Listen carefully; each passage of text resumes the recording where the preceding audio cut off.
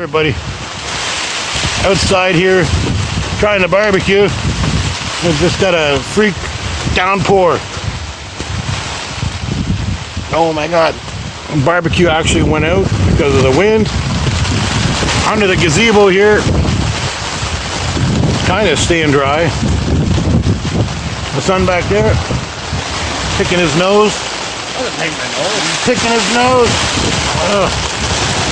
Well, at least the garden got some water. Of course, I start watering it and then it rains. So that's good. Natural rain.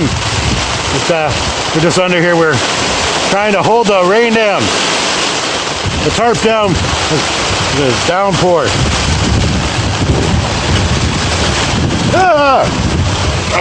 Man. Water everywhere.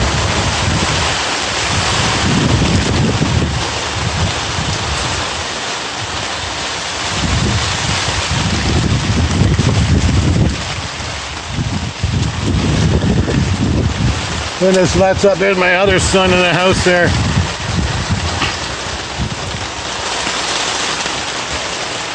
I guess I don't need a shower this week. Coming down really good.